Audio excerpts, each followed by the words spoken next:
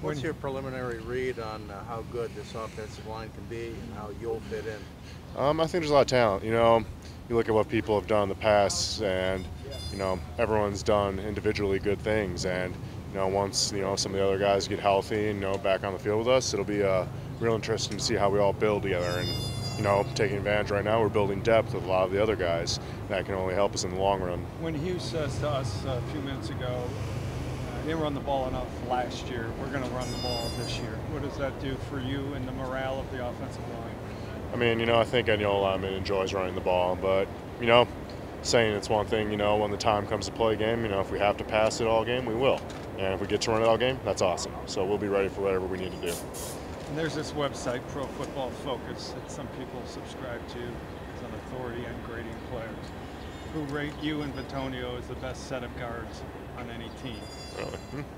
Your thoughts? You've seen Batonio from a distance. You haven't been a teammate of his, but when you hear something like that, what do you think? That's pretty cool. But overall, I've seen Batonio a lot on film. That's what I do. I watch what the division opponents, do against teams we play.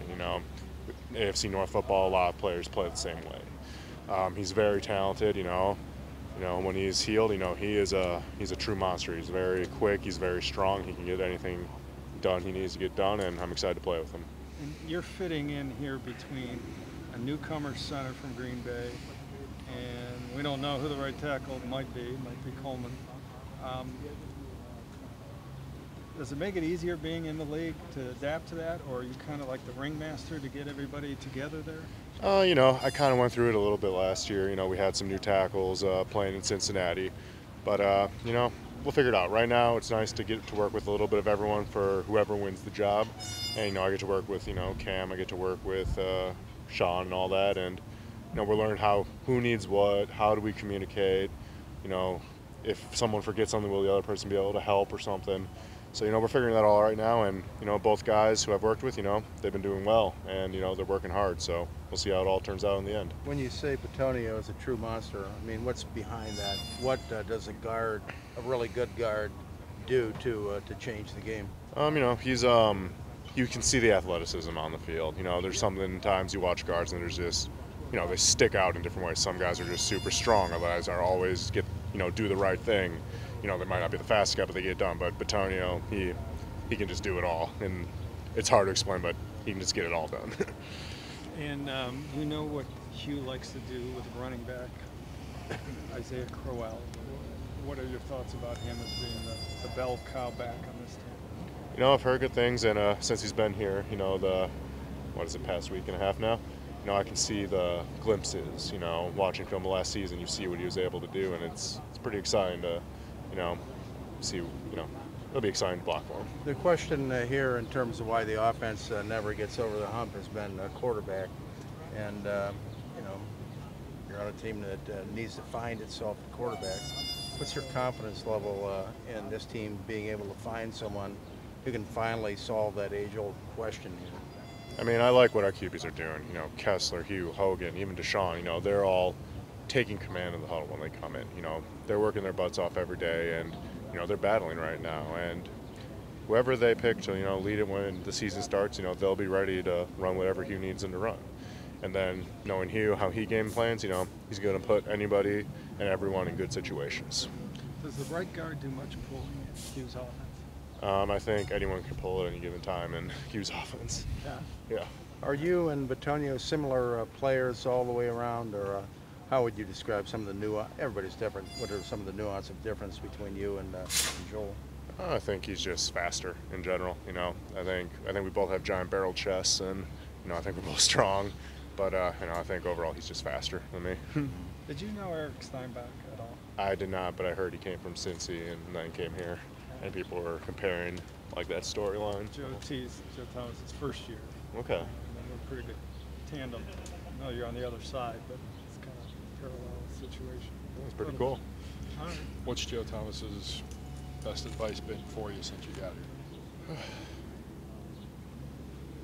Well, Joe, the way he talks, and he does that joking, funny advice and all that. But I'm excited to play with him. He's a Wisconsin legend, and obviously he's an NFL legend too. So, just watching how he handles business. He knows how to not take himself too seriously, which people have said I take myself. I can take things a little hard sometimes. But, it's going to be great that we're on the same team, and I'm excited to work with him. You accept that this has to be a building type situation where you don't go from 1-15 to the playoffs. That's going to take a while before you guys can get anywhere. Or how do you view the arc of this team? I mean, the way I look at it, last year there was a lot of close games that, unfortunately one way or another they didn't come. Not every game was a blowout or anything like that. There's some closeness there. We have a lot of people here, and we're working really hard. And, we're just going to go on and play. We're going to play as hard as we possibly can, and, the chips will fall where they fall at the end of the year. Were you a little surprised when Joe came after you on Twitter about your shirt? No, I've heard things, prior to that, so I was just like, well, it's true. What are your early impressions of Bob Wiley? Old school. He comes from the O-line coaching tree that my guy in Cincy came from.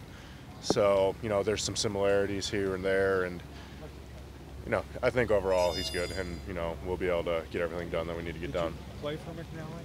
I never played for McNally.